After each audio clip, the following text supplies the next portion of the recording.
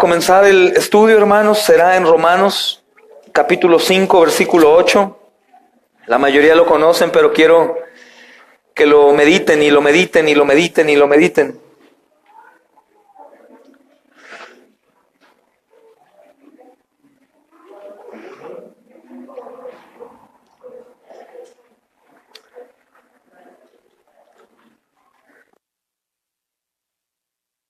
La intención, hermanos, de este discipulado es que tengamos todos un crecimiento en cuanto a el conocimiento del Evangelio, pero también ruego a Dios que nos lleve a la práctica, hermanos, para no estar únicamente conociendo acerca del Evangelio y las doctrinas bíblicas, sino ir y anunciar la verdad de inicio a fin.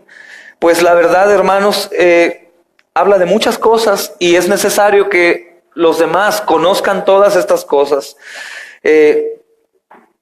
También te recuerdo que no es necesario que seas un teólogo súper dotado para poder predicar el Evangelio. La tarea de predicar el Evangelio es de todos, hermanos. Absolutamente de todos. Número 1, hermanos, predicar el Evangelio con el ejemplo, con nuestro testimonio. Y número 2, con la palabra de Dios. No porque sea más importante mi testimonio que la palabra, sino que si yo predico la palabra, pero no tengo un testimonio, no me van a creer. Y no podemos llegar al punto de decir, bueno, es que no es de que me crean por mí, sino es el poder de Dios. Hermanos, estamos llamados a hacer de un buen testimonio. Imagínate que predicamos a nuestros vecinos el Evangelio de Jesús, el amor, todo hermoso, gloria a Dios, y detrás de los muros se escuchan los gritos de una guerra, peor que la guerra de Vietnam, dentro de la casa, gritos, platos rotos, maldiciones. La gente va a decir, mira, y no va a decir que estamos locos por Cristo, sino van a pensar que estamos locos porque estamos locos, hermanos. Entonces tengamos cuidado del testimonio y pidamos a Dios nos ayude, hermanos, a crecer en santidad por el bien de los demás y no ser tropiezo. Tengo una exhortación para todos. El estudio, hermanos, motiva al estudiante a estudiar doctrina bíblica. Y así descubrir, hermanos, su exaltado lugar en la vida cristiana. La doctrina bíblica tiene un exaltado lugar en la vida cristiana. El verdadero cristiano, hermanos, escuchen bien, el verdadero cristiano no puede soportar o siquiera sobrevivir un divorcio entre las emociones y el intelecto. El verdadero cristiano, hermanos, se complementa emociones e intelecto, o por así decirlo, entre la devoción a Dios y la doctrina de Dios. O sea, no puedo decir que amo a Dios y no abrazar las doctrinas del Señor. Es necesario, hermanos. De hecho, este puede ser uno de los motivos por que algunos de entre nosotros conozcan y no prediquen. Porque conocen de Dios, aman a Dios, pero no la doctrina. Y la doctrina es esencial. Sabemos que hoy en día muchos que se denominan cristianos aborrecen la teología y la doctrina. O por otro lado, unos exageran en la teología y se van a un nivel que los lleva a envanecerse por el conocimiento y se olvidan de la gran comisión y de predicar. Tenemos que guardar una alabanza, el conocimiento y la práctica, el amor a Dios y la doctrina, hermanos. De acuerdo con las Escrituras, ni nuestras emociones, ni nuestras experiencias proveen un fundamento adecuado para la vida cristiana. ¿A qué me refiero? Hay muchas personas que viven supuestamente predicando el Evangelio, predicando su testimonio. Entonces, en lugar de que vengan al púlpito y prediquen acerca de lo que Jesús ha hecho el Evangelio, predican de sí mismos. Entonces, su cristianismo, sin que se den cuenta, gira alrededor de ellos. Yo en otra vida fui borracho y fui drogadicto, pero llegó Jesús y me amó y me salvó. Y es bueno, hermanos, el testimonio, pero es muchísimo mejor y más eficaz predicar el Evangelio.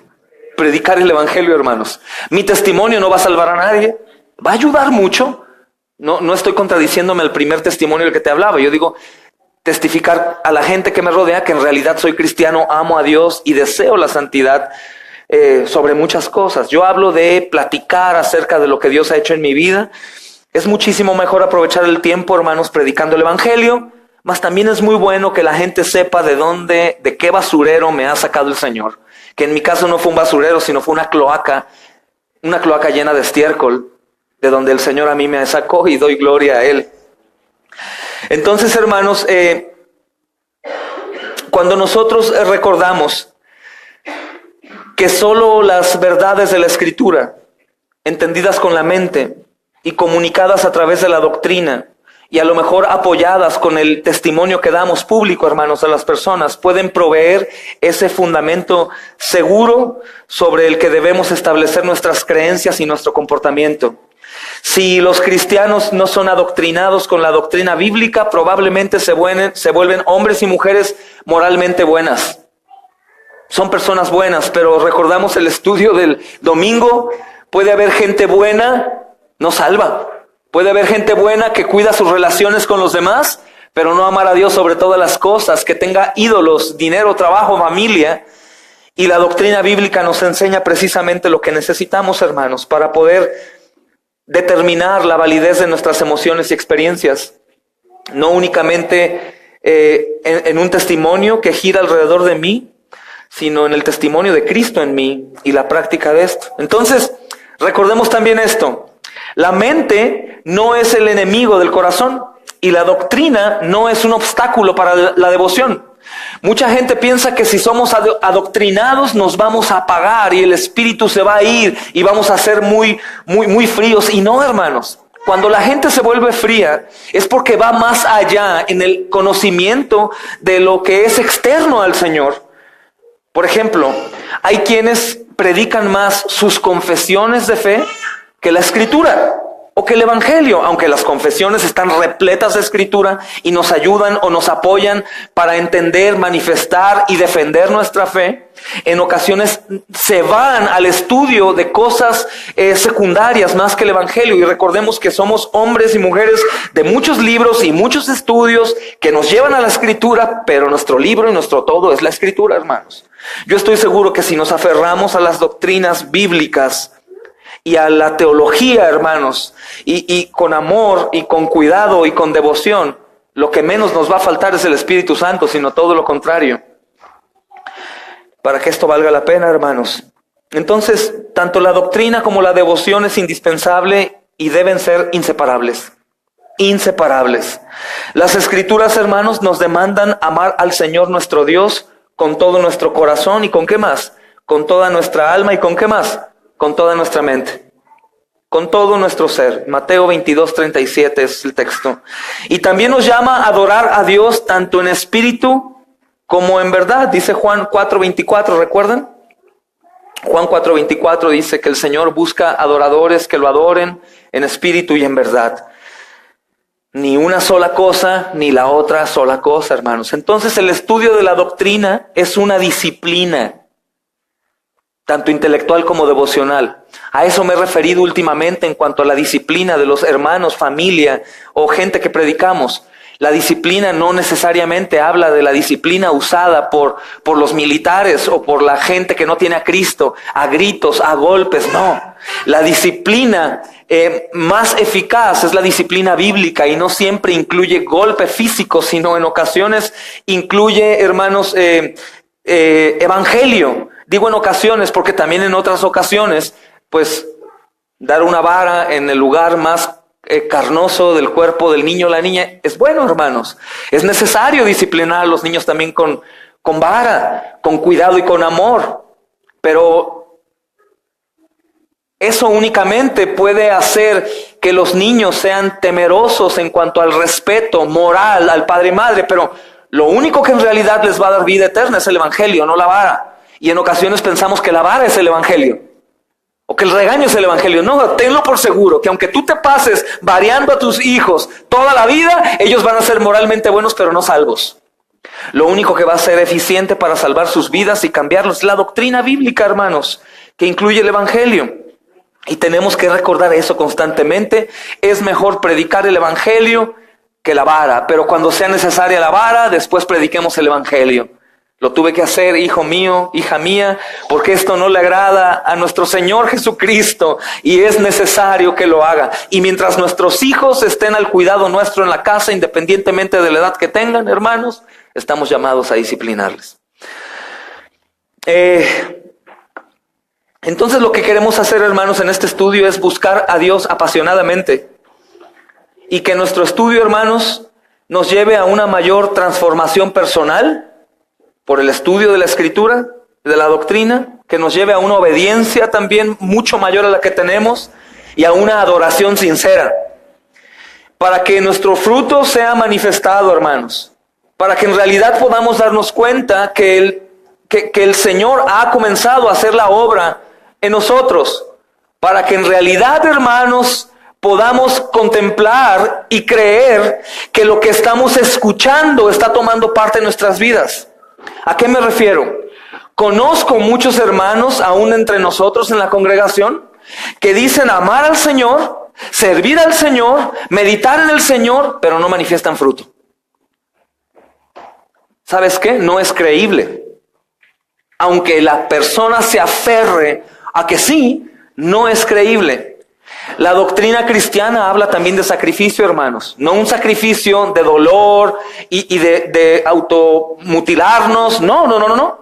Sino habla de un sacrificio de abandonar ciertas cosas para emprender otras.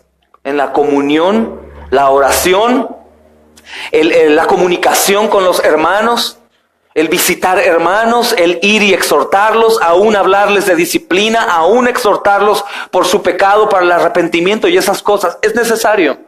Cuando no hay una comunión, una integración, pues es como si fueras una persona ajena al cuerpo, como una prótesis. Porque cada uno de nosotros somos una parte del cuerpo, y cuando la parte del cuerpo no está integrada, está hablando de un problema, hermanos.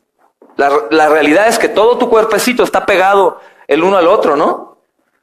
Solamente las prótesis se quitan y se ponen, y no tienen parte, ni vida, ni corre sangre por ellos, ni el corazón late. Entonces, este estudio, hermanos, a fin de cuentas nos va a llevar a esa práctica de la doctrina que conoceremos o que decimos conocer. Y tenemos que recordarlo día a día. No podemos quedarnos en blanco. Oremos al Señor para que al final de este estudio, los meses que tengamos que llevar a cabo, hermanos, nos ayuden. Entonces, ni la devoción inconsistente ni la mera búsqueda intelectual son provechosas. En ambos casos nos perdemos de Dios. Única y exclusivamente, hermanos, cuando nosotros nos guardamos del error y buscamos un conocimiento verdadero del Señor para que nos lleve a la práctica, es cuando esto va a valer la pena. Amén. La muerte y resurrección de Cristo, hermanos, es el centro de la historia humana. Es la más grande historia jamás contada y el objeto de la contemplación de los ángeles. Vayamos a 1 de Pedro, capítulo 1, versículo 12, para continuar con esta breve introducción antes de comenzar con el tema de hoy, hermanos. 1 de Pedro, capítulo 1, versículo 12. Dice en el nombre del Señor: a estos se les reveló que no para sí mismos, sino para nosotros administraban las cosas que ahora os son anunciadas por los que os han predicado el Evangelio por el Espíritu Santo enviado del cielo, cosas en las cuales anhelan mirar los ángeles. Cuando se proclama, hermanos, la Biblia o el Evangelio con fidelidad, es el poder de Dios para salvación a todo aquel que cree, como dice Romanos 1:16. Y la gran fuente y motivación, hermanos, de toda verdadera piedad. Es la fuente y motivación de toda verdadera piedad. Cuando su mensaje es distorsionado, el mensaje del Evangelio, o cuando el mensaje es malintencionado al predicarlo o mal recibido, lo único que trae es muerte a sus oyentes y la más grande maldición para aquel hombre o mujer o persona que lo proclama. Es decir, es una condenación para el hombre que proclama un evangelio falso. Sabemos, hermanos, que el evangelio falso atrae oyentes. El evangelio falso, hermanos, parece bueno, incluye palabras de amor y mucha esperanza, pero si el evangelio no incluye las verdades acerca del pecado y la condenación eterna, porque la paga del pecado es muerte, hermanos, el evangelio es una tragedia, tanto para el que lo habla como el que lo escucha. A eso nos referimos el domingo pasado cuando les hablaba acerca de: ¿creen que haya iglesias cristianas moralmente buenas que manifiestan amor y buenas obras que se despierten en el infierno el día del juicio? Sí. Sí, hermanos. Insisto, preferible es la iglesia de los Corintios, inmoral, hermanos, pecaminosa, pero con el evangelio, que una iglesia moral sin el evangelio.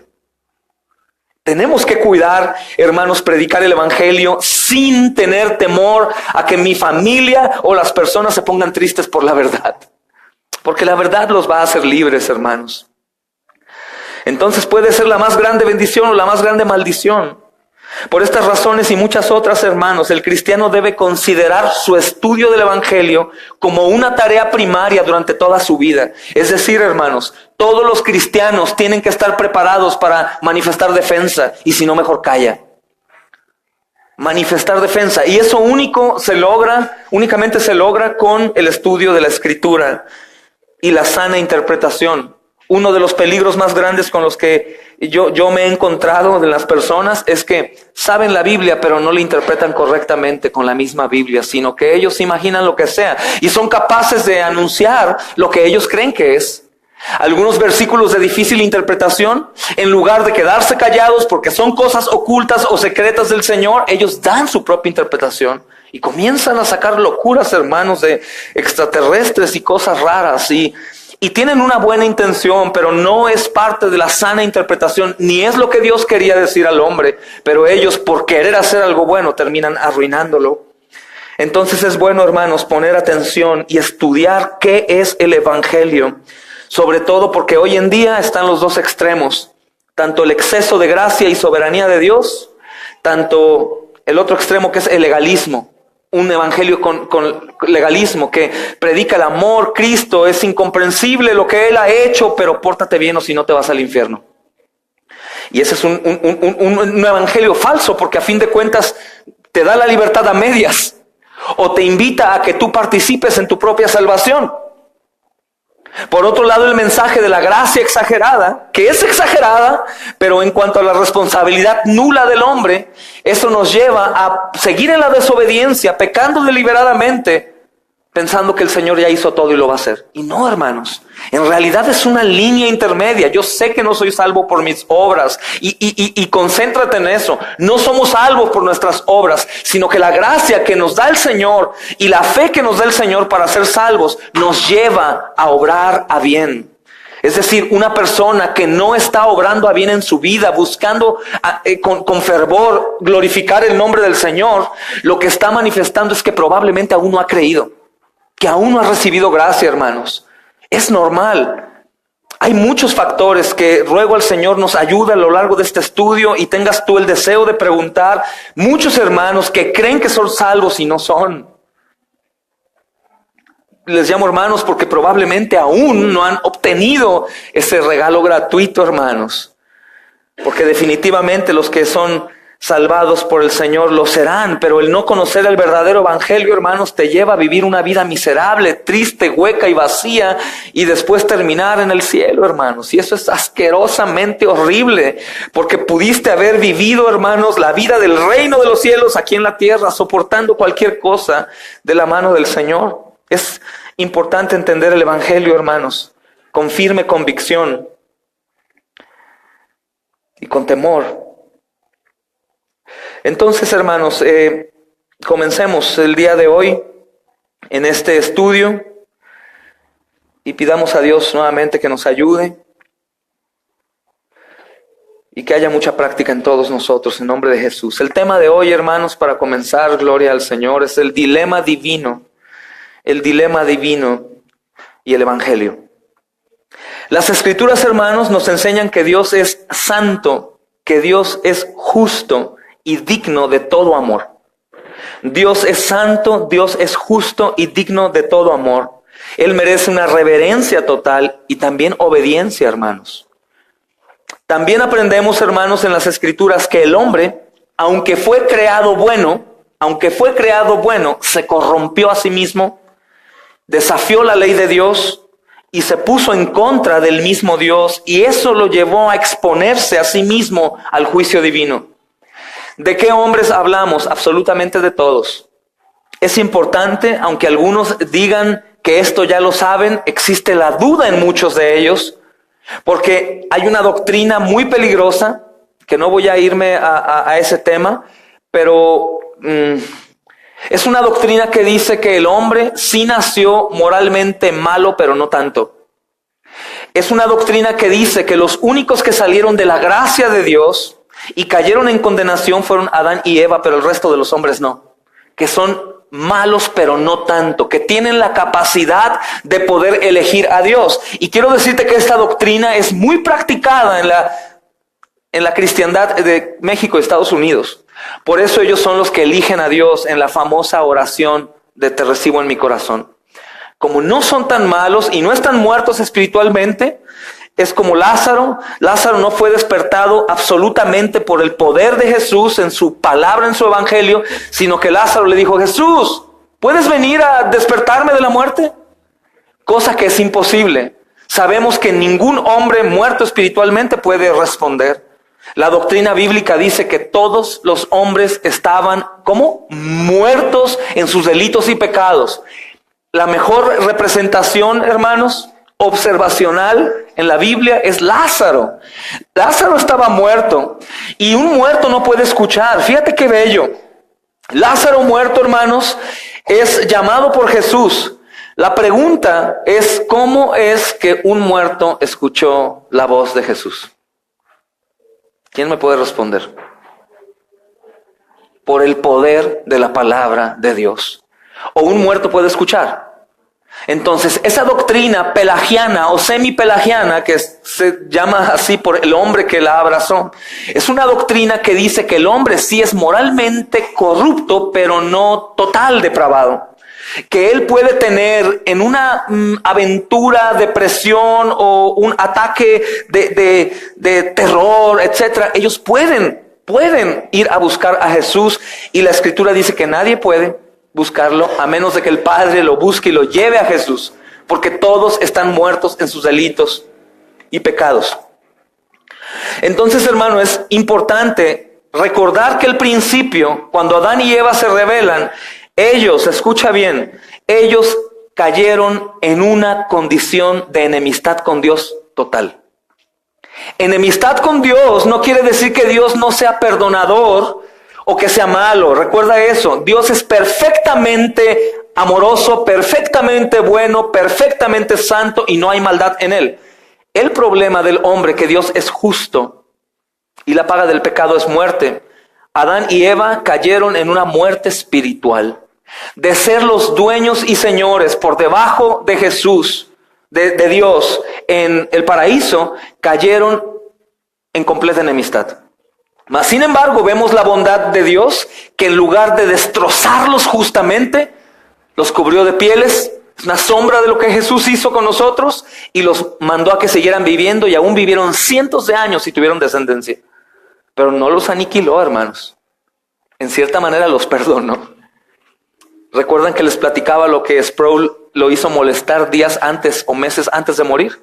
Que una persona en una conferencia le dijo, Doctor Sproul, ¿por qué Dios fue tan severo castigando a la humanidad por su pecado tan ligero de que simplemente comieron de algo que Él les dijo que no?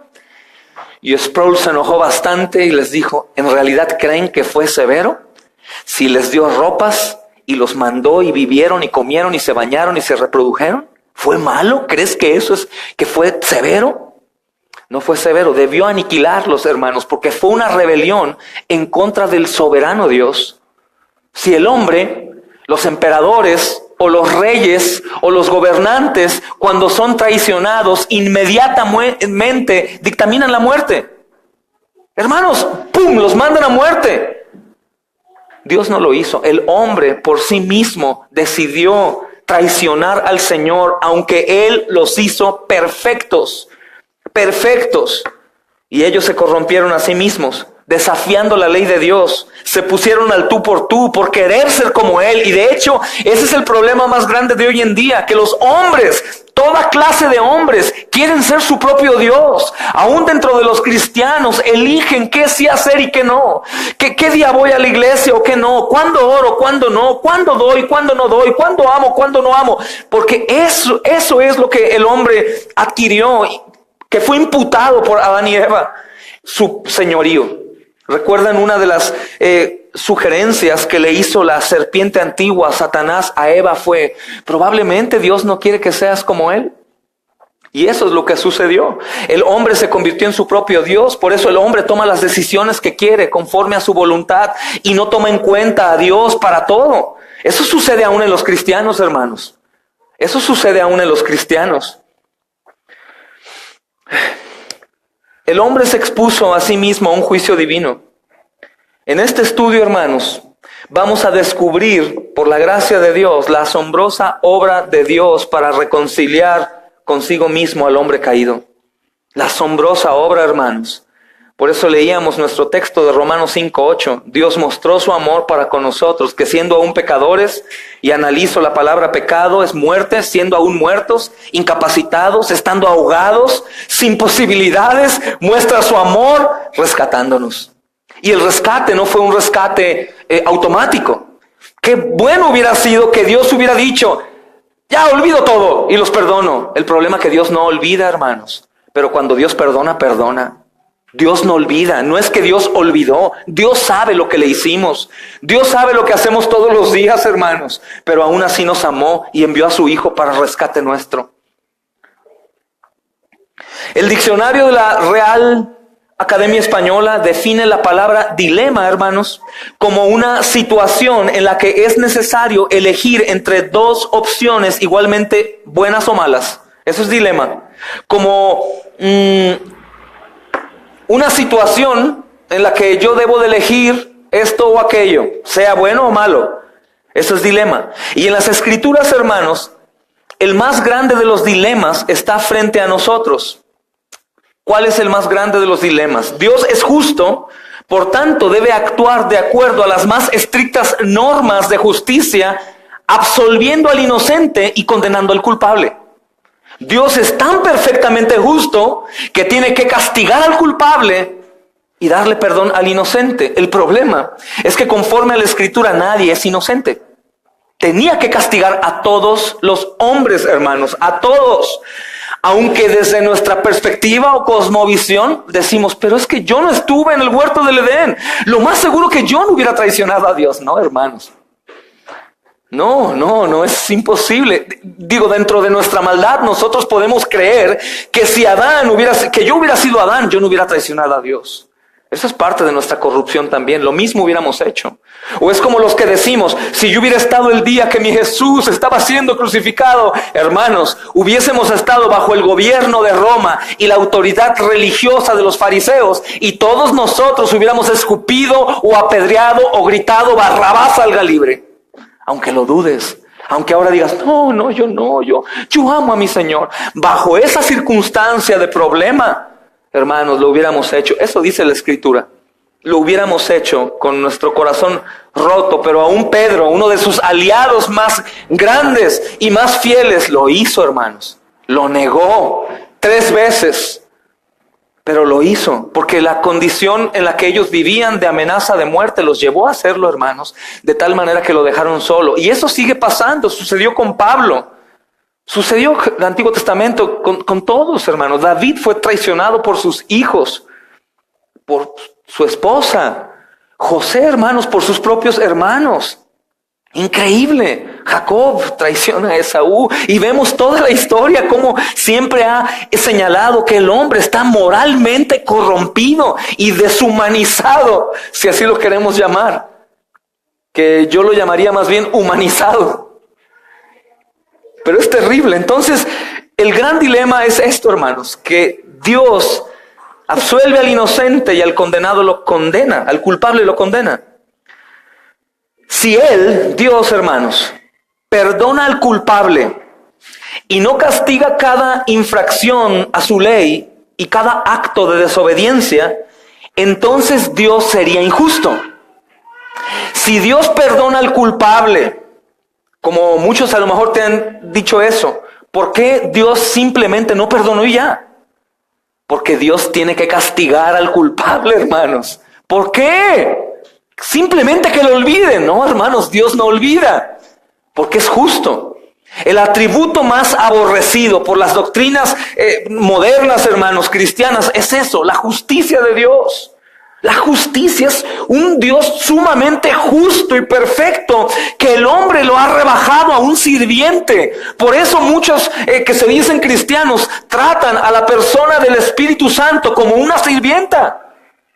Como un sirviente. Haz esto, haz el otro, haz el otro. Espíritu Santo ahora, Espíritu Santo ven, Espíritu Santo toca. ¿Tú te imaginas a Dios sirviéndonos de esa manera? Jamás. Es una herejía demoníaca, pero el hombre no se da cuenta de ello, porque el único que les provee vida y visión es el Señor a través del poderoso evangelio, pero ellos se niegan a aceptar la verdad abrazando la mentira, y el Señor los consume. Dice 2 de Timoteo 2, dice, por cuanto no abrazaron la verdad, Dios les envía un poder engañoso para que crean la mentira. ¡Wow! Wow, 37 al 41, 2 de Timoteo. Pero no vayan, hermanos. Entonces, si Él perdonara a los culpables, insisto, por si hay duda, ¿por qué tú eres culpable si tú no traicionaste a Dios? Porque desgraciadamente, en primera parte, el pecado de Adán, hermanos, siendo nuestros primeros padres, nos fue imputado a nosotros. Nos fue puesto, hermanos, su condenación, su cadena perpetua nos fue dada a nosotros. Y ahí podríamos estar tristes, pero ¿por qué si yo no tuve nada que ver? Te fue dada a ti. Pero la parte buena es que también será dada una justicia que no era tuya, gratuitamente. Sproul le llamaba la doble imputación. Se nos imputa el pecado, pero también se nos imputa la salvación. Gratuitamente se nos dio el pecado, pero gratuitamente se nos da la salvación también. Entonces, hermanos, Él tiene que castigar cada acto de desobediencia, porque si no lo hace sería injusto. Si Él actúa con justicia para nosotros, con todos los hombres, hermanos, con todos los hombres, si les da exactamente lo que se merecen, hermanos, todos los hombres serán condenados, porque todos los hombres cometen pecado. Juan dice, si tú dices que no cometes pecado, haces mentiroso a Dios, porque Dios dice que tú eres pecador. Bendito Dios, hermanos, que por el poderoso evangelio, nuestra amada congregación, cuando decimos si somos pecadores, todos decimos amén. Somos pecadores, hermanos. No podríamos decir otra cosa. Aunque hay algunas doctrinas que enseñan que el hombre, al ser salvado, también se le ha quitado completamente su pecado y vive en una santidad hipócrita, porque todos los días pecan. Todos los días pecan. Pero eso también hace más grande la salvación, hermanos. Todos los hombres serán condenados, según la Escritura. Entonces, ¿cómo puede Dios ser justo y mostrar misericordia? Este es el gran dilema. En la Escritura encontramos que Dios perdona y que Dios condena. Entonces, ¿cómo reconciliamos? ¿Cómo puede ser Dios justo y mostrar misericordia con ellos? Con los hombres, hablando de todos los hombres, ¿cómo es posible que Dios nos perdone si nosotros merecemos el castigo? Parafraseando las palabras del apóstol Pablo en Romanos 3:26, hermanos, podemos hacer esta pregunta: ¿cómo puede Dios ser justo y el que justifica al hombre pecador? ¿Cómo es posible que Dios es justo y todos somos pecadores y Él nos justifica? ¿Por qué Dios simplemente no puede perdonar y ya? ¿Te has preguntado eso o alguien te lo ha preguntado? ¿Y por qué es para tanto? Hablas de un Dios de ira, hablas de un Dios de justicia, porque Dios perdona, es Dios que perdone y ya. Si perdona así, hermanos, sería injusto y no puede dejar de ser Dios. Es justo y alguien tiene que pagar. Alguien podría preguntar esto, hermanos: ¿por qué simplemente no perdona el pecado del hombre y ya se arregla todo y todos felices? O aquellos que van más atrás y dicen: ¿y por qué Dios permitió que Adán y Eva pecaran y lo traicionaran? Porque Dios no hizo robots ni títeres, hermanos. Porque Dios hizo a las personas perfectas en Adán y Eva, a su imagen y semejanza. A su imagen y semejanza, pensantes, conscientes, hermanos, en un paraíso que no tenían por qué traicionar. ¿Dios sabía o lo agarró de sorpresa? Dios sabía que lo iban a traicionar. Dios lo sabía, hermanos. Dios lo sabía, pero el hombre por su propia voluntad decidió perderse, hermanos. No es un acto injusto. Dios no hizo títeres, Dios los hizo perfectos, no los hizo malos. Dios no los incitó al pecado, hermanos. Ellos solos cayeron al pecado. Dios no tienta a nadie. Ahora, si Dios perdonara, siendo Dios dueño de todo, ¿por qué entonces sería malo que Dios hiciera lo mismo? ¿Por qué? Si Dios lo puede hacer y ya. Que perdone y ya. ¿Por qué es malo que haga esto? Esta respuesta, hermanos, tiene 3 partes. En primer lugar, Dios no es como nosotros. ¿A qué me refiero? Que nosotros podemos abrazar el pecado de un hijo o de un esposo o una esposa sin aplicar justicia. Por ejemplo, el hombre puede estar en una situación difícil en donde su hijo mata a alguien y por amor no se ha castigado su hijo. Vivimos en eso, hermanos, todos. Vemos a nuestros hijos pecando y en ocasiones no aplicamos justicia por amor. Ya sea la mujer o el hombre que solapen el pecado y digan, ay, mi amor, no le hagas nada, pobrecito, es un niño, es una niña, no sabe lo que hacen. No, hermanos, actuamos en injusticia y Dios no es injusto. Dios no es como nosotros. Él es de un valor infinitamente mayor al de toda su creación combinada. Por lo tanto, hermanos, no solo es correcto, sino también necesario para Él buscar su propia gloria y defenderla. Él no va a caer en corrupción. Él no va a perdonar sin castigar, hermanos, sino todo lo contrario. Debido a quién es Él, hermanos, hasta la más pequeña forma de rebelión es una ofensa grotesca a su persona. Es un crimen de la más alta traición, lo cual nosotros no entendemos. Cualquier pecado hacia con Dios, hermanos, atrae una condenación grave. Terrible.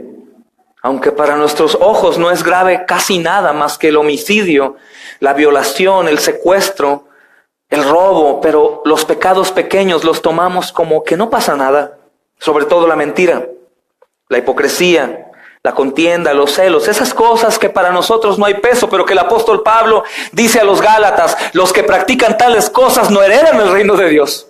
¡Wow! Pero nosotros decimos, no es para tanto. No pasa nada, no tiene importancia, porque nuestra corrupción, hermanos, está corrompiéndonos día con día. Entonces, que Él aceptara que cualquier ofensa quedara sin castigo sería una injusticia, hermanos. Si Él acepta que cualquier ofensa quede sin castigo, es una injusticia por 2 razones. Actuaría de una manera injusta contra su propia persona, negándose la gloria que le corresponde como Dios. Es la primera. Él, hermanos, sería injusto y se negaría a sí mismo. Y eso es imposible, hermanos. Dios tiene un atributo que debemos de recordar: inmutabilidad. No cambia. Y tiene otro atributo que es justo. No cambia. Tiene otro atributo que es la ira. No cambia tampoco, hermanos. No cambia. Aunque hoy el hombre se ha esforzado por mostrar un Dios más bonito para que la gente no le tema. No, doctrina Testigos de Jehová y doctrina carismática cristiana. Dios es puro amor. De tal manera que suben el amor aquí, como en pirámide, y los demás atributos están acá, y hasta acá está justo ira. Y casi no se ve, hermanos, por el polvito que se levanta. Pero no, los atributos van al mismo nivel. Todo al mismo nivel, hermanos. Y de hecho la ira es uno de aquellos que no desaparecerá de los que están separados de Él. Número 2, hermanos, Él sería injusto con su propia creación, permitiéndole negar la mismísima razón de su existencia. ¿Para qué es creado el hombre, recuerdan, hermanos? Para la gloria de Dios. Y dejaría que el hombre corriera de cabeza hacia la muerte eterna. Esto, hermanos, es muy difícil de aceptar. Las primeras veces que tú y yo escuchamos de estas cosas terribles, de hecho muchos se enojaron. Ese no es mi Dios. Mi Dios no enviaría a nadie al infierno, y menos a mí. Yo no soy tan malo. Malo es aquel Señor que está allá. Malos los narcotraficantes, asesinos, pero yo no merezco eso, yo no. Hermano, recuerda que los requisitos para ir al infierno es no hacer nada. El camino está libre. Naces, creces, y ya tienes tu camino y tu viaje pagado al infierno. ¿Qué tengo que hacer para ir al infierno? Nada, hermanos. ¿Qué tengo que hacer para no ir al infierno? Nada tampoco, solo creer que Jesús es el Señor y Salvador. Es asombroso, hermanos. Es asombroso. Entonces es un tema difícil. Es el dilema divino, hermanos. Aceptar para el ser humano moderno estas cosas es como... No, hermanos, es imposible. Por eso es un acto lleno de gracia.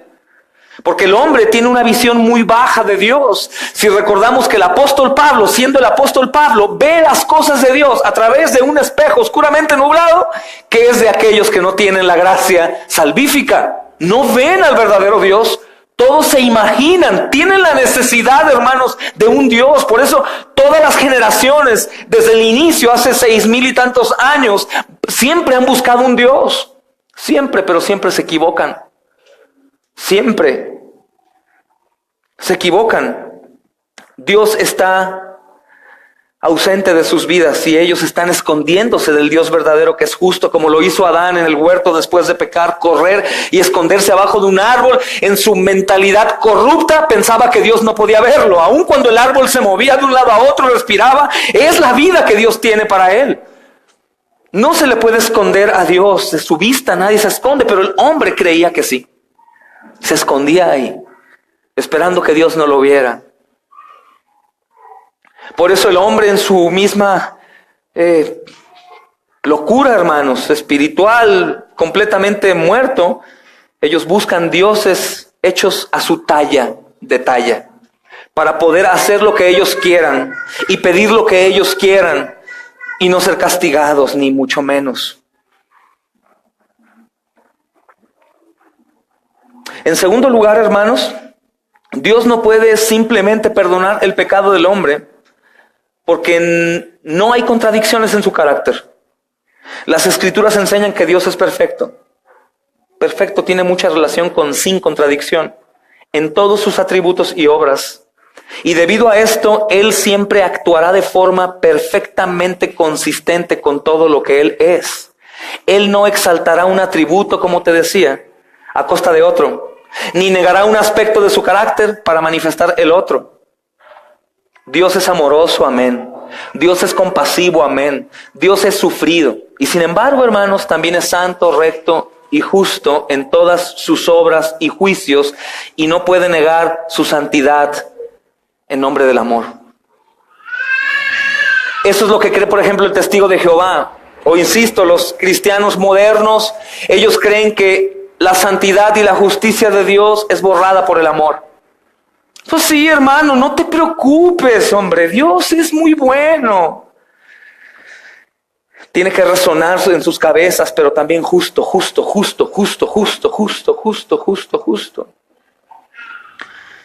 Y cuando entendemos la doctrina de la justicia de Dios, hermanos, también descansamos mucho.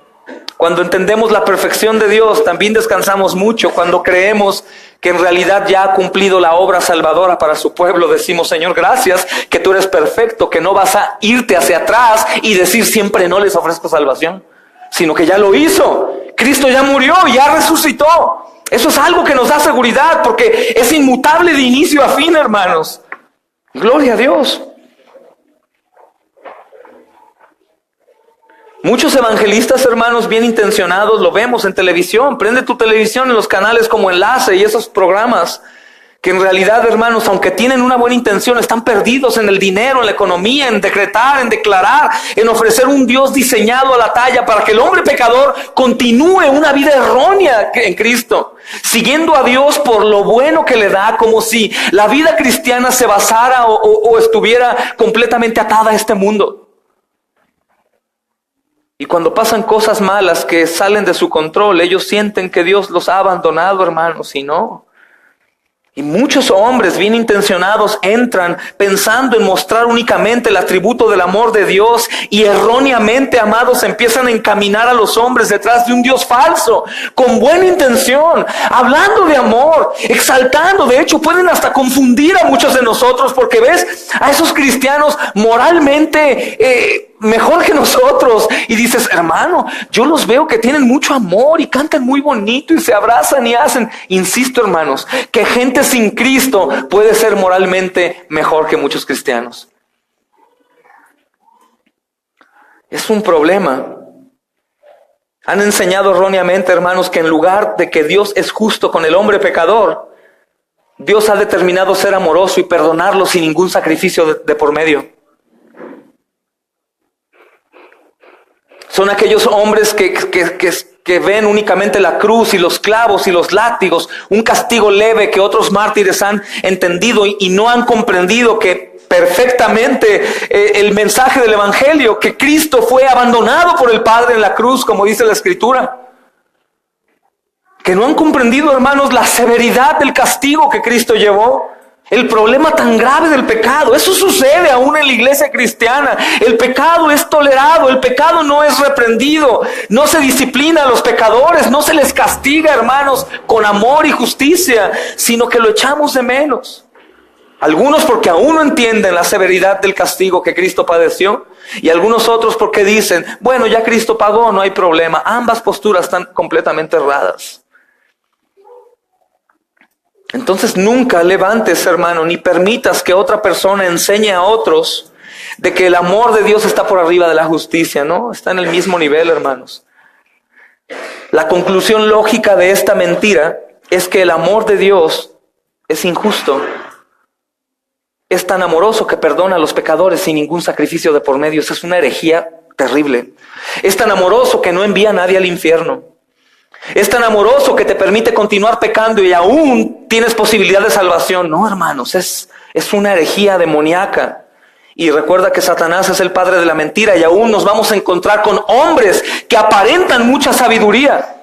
Yo he escuchado de algunas personas que me dicen, no, tal pastor tiene una sabiduría tan tremenda. Y escuchas el evangelio y dices, sabiduría del diablo.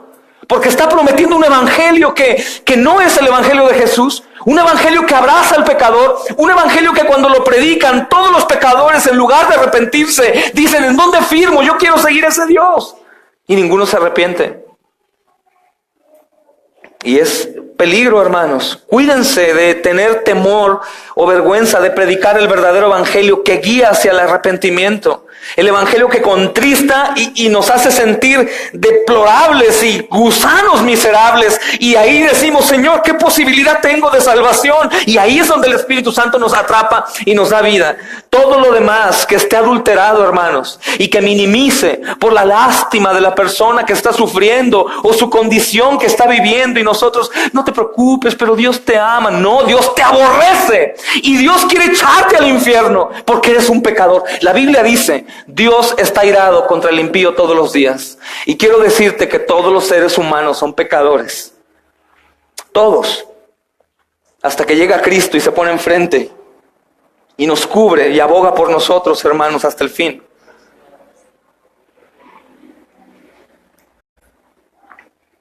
Esta declaración, hermanos, acerca de que el amor puede más que la justicia de Dios, es una declaración que revela ignorancia de los atributos de Dios. Y la maravilla del evangelio, hermanos, no es que Dios haya elegido el amor en lugar de la justicia, sino que Dios fue capaz de permanecer justo y otorgar el perdón en amor. Aquí está Cristo en todo, hermanos, y vemos las manchas de su sangre. ¿Cómo es que es justo y el hombre pecador? ¿Y cómo que Dios es amor y es justo y el hombre pecador? ¿Y cómo es que haya perdón entonces? Porque alguien pagó. Porque alguien pagó, hermanos. Ese es el regalo gratuito, hermanos. Alguien pagó en nuestra cuenta. En tercer lugar, hermanos, Dios es el juez de toda la tierra. Dios es el juez de toda la tierra y a Él le corresponde observar que la justicia sea hecha. Él mismo, hermanos, omnisciente, omnipresente, Él sabe lo que está sucediendo en todo el universo y lo que pasa por tu mente y lo que está haciendo el pecador también. Él sabe absolutamente todo. Y observa que la justicia sea hecha. Observa que el mal sea castigado y se encargará de eso, hermanos, porque nadie podrá escapar el día del juicio. Todos estarán frente a Él. No sería nada apropiado, hermanos, que el juez celestial y perfecto perdonara al malvado, así como no sería apropiado que el juez terrenal perdonara a un criminal culpable que está frente a él en la corte. Eso es lo primero que la gente dice. Ni aún por el arrepentimiento. ¿A qué me refiero? Si el arrepentimiento es necesario para salvación, sí, pero hay gente que piensa, supongamos que mata. Entonces él se arrepiente de haber matado y piensa que por eso ya es perdonado. No, hermanos. Tiene que arrepentirse en Cristo y por Cristo, porque si Cristo no está cubriendo, no es su abogado, no es quien paga su fianza, está perdido aunque se arrepiente y cambie toda su vida y sea el hombre más bueno en la tierra. Si no está Cristo, hermanos, no tiene a nada para salvación. Entonces el arrepentimiento no me salva, hermanos, es parte de la salvación. El arrepentimiento que incluye la salvación. El mero arrepentimiento no, hermanos, como tal solo no es así. Porque Dios no haría eso, hermanos. Como un juez de la tierra no llegaría. En León nos pasó eso. Un par de jóvenes fueron ahí confrontados porque pregunté que quién era bueno. Les platicaba el domingo y los jóvenes dijeron yo. Ah, son buenos, muy bien. Vamos a ver entonces los mandamientos. Es con una técnica hermosa de evangelismo que usa Ray Comfort. Les recomiendo que entren ahí, pongan Aguas Vivientes o Living Waters y entren ahí, vean cómo este hermano desde hace 35 años predica el evangelio y confronta a la gente que se siente buena y con la ley les enseña que son completamente sucios y depravados. Y alguien gritaba, yo les dije, si este par de jóvenes hoy fueran tomados por la ley, ¿a dónde irían? ¿A la cárcel? ¿O irían sueltos? Y todos gritaron a la cárcel. Y otro hombre gritó y dijo, no, porque ya se arrepintieron. Ah, entonces yo voy a matar y voy a robar y voy a llegar delante del juez y le voy a decir, ya juez, ya me arrepentí, no me castigues. ¿Me va a dejar ir? Ahora imagínate Dios. Si le decimos, sí Señor, yo sé que yo he mentido, yo he odiado, yo he adulterado, he visto personas que no son mi esposa, mi esposo y los he deseado, he sido hipócrita, he engañado, he robado una u otra cosa, aún bien intencionado, Señor, he enemistado, he odiado, Señor. Dios va a decir, hijo, soy amor, te amo, pero soy justo, tienes que pagar. Entonces no podemos pensar que el amor sobrepasa la justicia de Dios, hermanos. Ni un juez terrenal lo haría, a menos de que fuera corrupto y le diéramos un buen maletín de dinero si es un delito grave. Pero Dios no necesita nuestro dinero, ni le podemos comprar ni convencer. De hecho, ¿no te das cuenta que una de las quejas más grandes, hermanos, que vemos hoy en día en cuanto a corrupción es esto? Que gente sale libre cuando no deberían de salir libres. Este es un problema que sucede aquí. Sistema corrupto. ¿Tú crees que el Señor pueda dejar libres a los hombres pecadores con una fianza? No, hermanos. ¿A poco no nos molestamos cuando los criminales convictos son sacados libres? ¿Cómo que lo perdonaron si es un político corrupto? Hermanos, vemos que hoy en día sucede eso. ¿Podríamos acaso esperar menos justicia de parte de Dios, hermanos? ¿Podríamos esperar que Dios pase por alto los pecados? No. ¿Tiene sentido lo que estamos hablando o no, hermanos? Entonces es una verdad bien fundamentada que sin la aplicación de la justicia, hermanos, todas las naciones, pueblos y culturas correrían de cabeza hacia la autodestrucción. Si el Señor no hubiera puesto límites, hermanos, como lo puso con los mares, si no hubiera puesto límites, hermanos, nos hubiéramos ya comido unos a otros. Pero si hay bondad en el hombre, al menos en un punto, o hay fronteras para la maldad, es porque Dios, hermano, así lo ha determinado. Si no, haríamos lo inimaginable. Entonces, si Dios ignora su propia rectitud, si se otorgara perdón sin satisfacer la justicia suya, y si no hubiera un juicio final por la maldad, hermanos, la creación no lo soportaría. No lo soportaría. Entonces veamos este dilema Veamos este dilema a la luz de la Escritura. La pregunta, hermanos, nuevamente es, ¿cómo puede Dios ser justo y aún así mostrar justicia con aquellos que deben ser condenados? ¿Cómo puede ser justo y el que justifica al hombre pecador? No entiendo. ¿Cómo si es así, perdona? Las Escrituras, hermanos, nos dan la respuesta de este dilema divino y va a aparecer en tu Escritura, en la Biblia, esta innegable verdad, hermanos. Veamos estos contrastes. Éxodo 23:7, si me acompañan, por favor.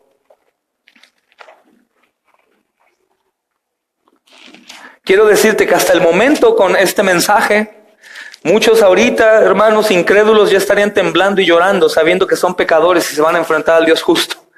Y eso es el inicio del mensaje del Evangelio, hermanos, que tenemos que predicar allá afuera. Aunque también es el inicio a la persecución, al aborrecimiento y probablemente a la muerte a pedradas. Éxodo 23:7.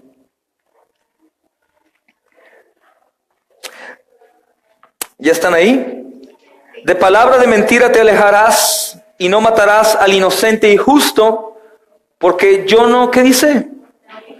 Yo no justificaré al impío, dice Dios. Yo no justificaré al impío. Hermanos, ahí de pronto empieza a correr un tanto de río de confusión para muchos. Entonces, ¿cómo hay perdón si Él no justifica al impío? Vayan a Romanos capítulo 4, por favor. Romanos capítulo 4. Romanos capítulo 4, versículo 5.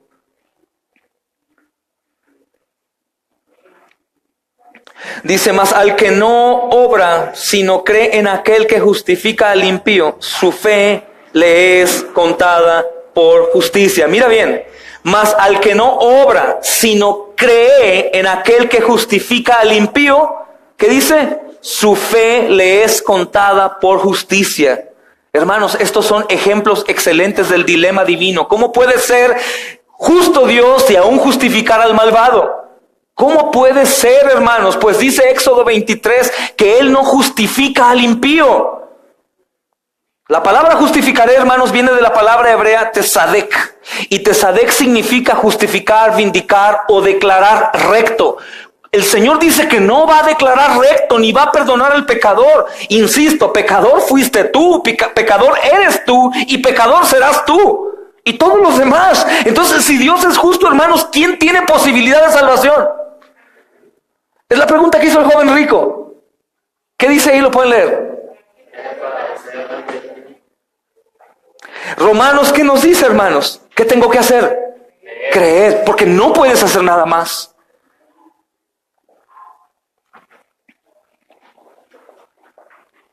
Mira cómo comunica esta profecía que el Mesías sería más que un hombre, que sería el Dios eterno, hermanos. La palabra justifica es importante, viene también del griego dikaio, que significa declarar justo o absolver. Entonces, ¿cómo es que estos dos textos ilustran el dilema divino? Éxodo 23:7 afirma claramente que Dios no va a absolver o va a justificar al culpable, sino que va a actuar con perfecta justicia hacia él. O sea que Dios va a derramar toda su ira justa hacia el pecador, es decir, hacia todos.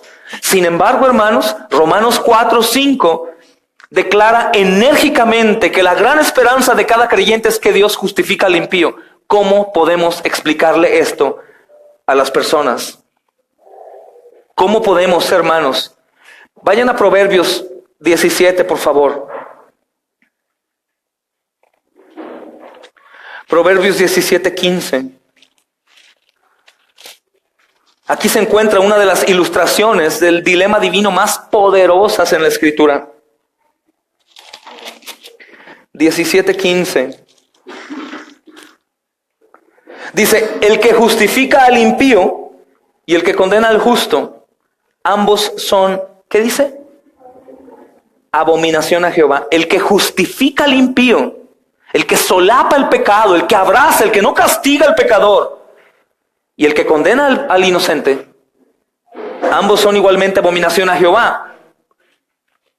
hermanos, a donde Dios nos va a llevar con esto, es una verdad tremenda, hermanos. Dice que la verdad de Dios en la Escritura nos lleva a reconocer que Dios aborrece la injusticia, que Dios abomina al que justifica al pecador y al que castiga al justo.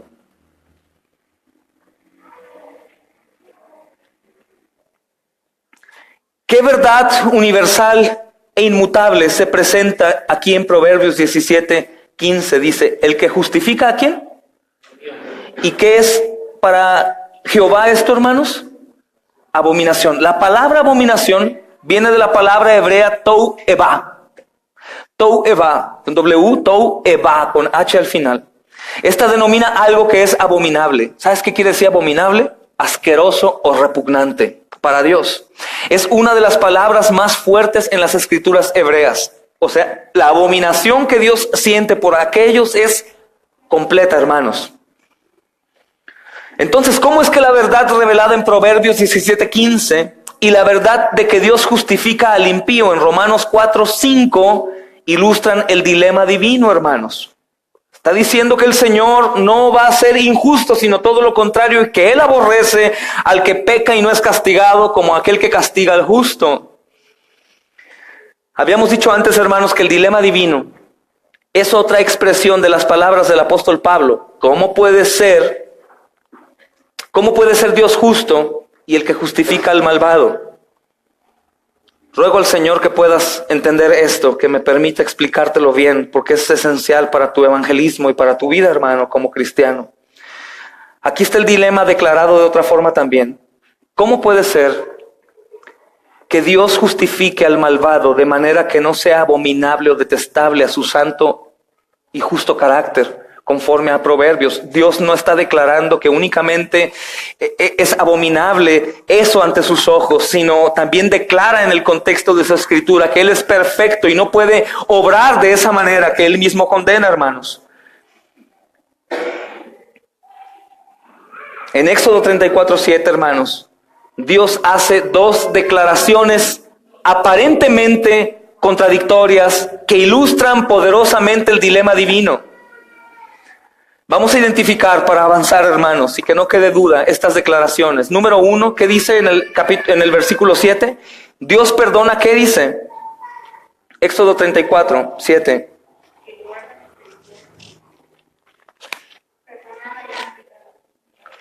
¿Perdona la qué? ¿Y qué más dice, hermanos? Rebelión, ¿y qué más?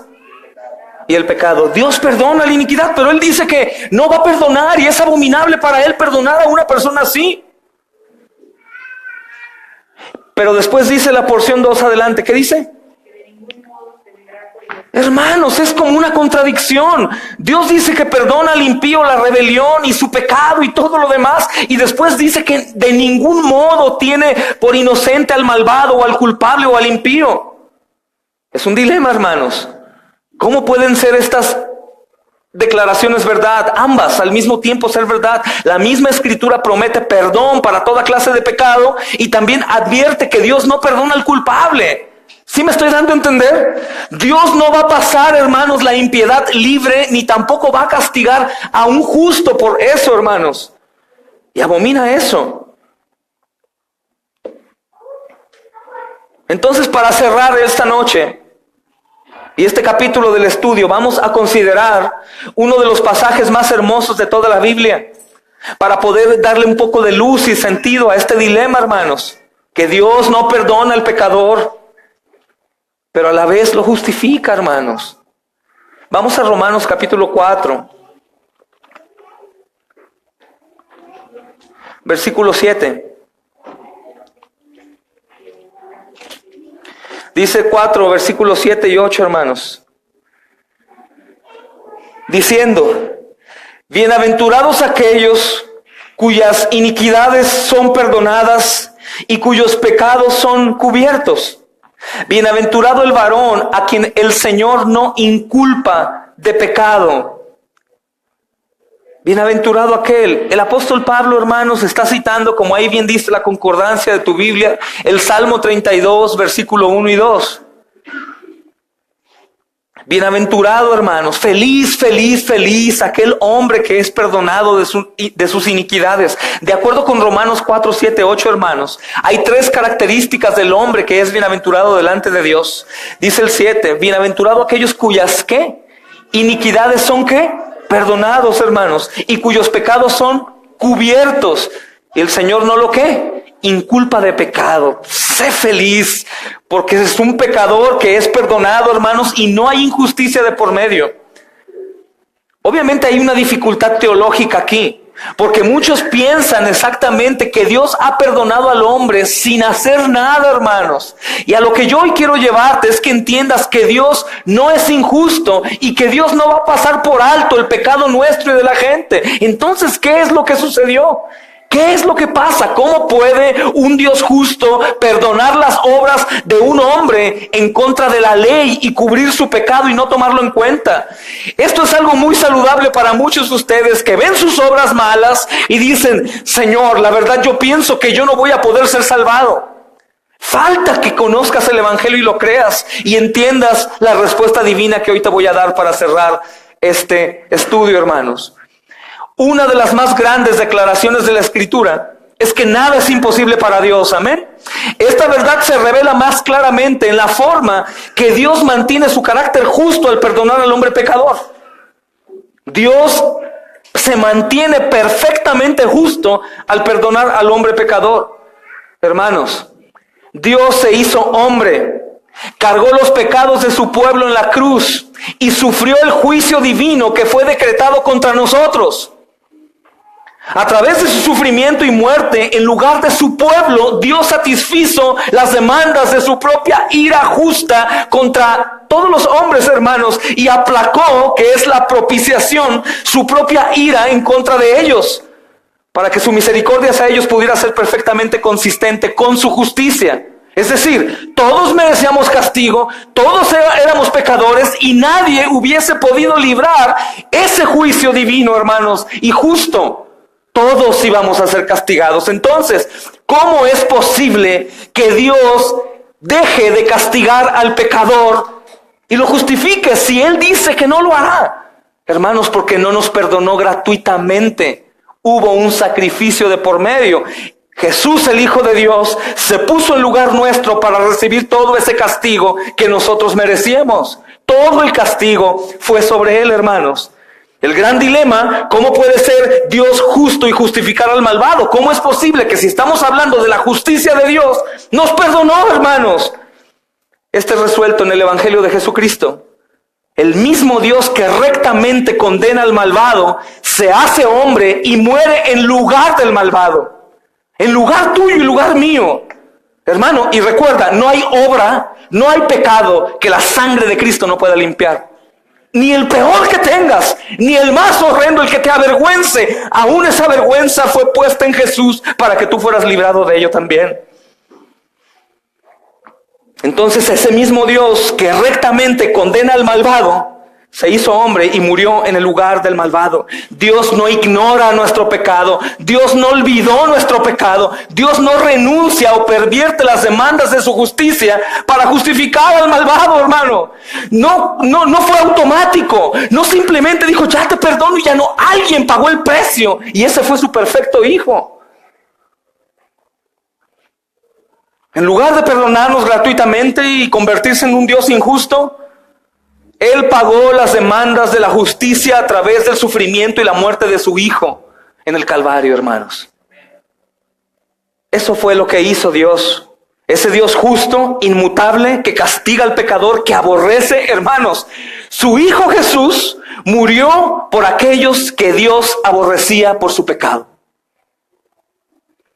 Cualquiera que entienda este mensaje divino, hermanos, cualquiera que lo aprecie y lo abraza por la gracia de Dios, no puede continuar pecando de una manera deliberada, sino por el contrario, comprende, Señor, todo mi castigo, todo el aborrecimiento que me tenías, Señor, toda la condenación a la que yo era participante en poco tiempo, la pagaste tú, Jesús. No continuaré abrazando el pecado, Señor.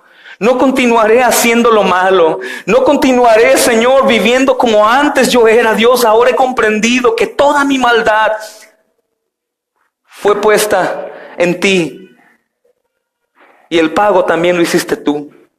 Recuerda que Jesús no solo pagó en la cruz la deuda, que es lo más grande, hermanos, sino que Él fue hecho maldición por nosotros.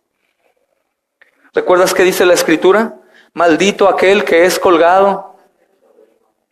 Fue maldito por nosotros, hermanos, y azotado de una manera terrible por nuestra culpa. Por eso Dios no dejó de ser justo, sino que toda su justicia la desata sobre Él. Entonces la respuesta divina, el dilema divino es: ¿cómo es que un Dios bueno y justo y perfecto perdona y justifica al pecador? ¿Se corrompió o qué? No, hermanos.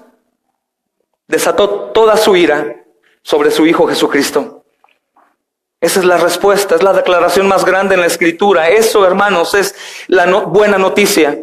Que ni tú ni yo podíamos alcanzar la salvación, ni tú ni yo podíamos dejar de pecar y Cristo pagó. Aunque aún existen las costras de la doctrina romana por salvación por obras, hermanos, tenemos que arrancarlas y cubrirnos, hermanos, por completo del Evangelio y creer que Jesucristo pagó y satisfizo la ira de Dios. Y si tú crees eso, vas a arrepentirte por tus pecados. Vas a arrepentirte de tus pecados. Y si tú crees eso en realidad, una vez que seas arrepentido, vas a gozarte de la salvación tan grande. Tú no podías salvarte, el Señor te salvó. ¿Cómo vamos a reconciliar una vida cristiana fiel con hombres pecadores como nosotros? ¿Cómo podemos caminar de esa manera viendo la cruz, viendo el sacrificio de Jesús?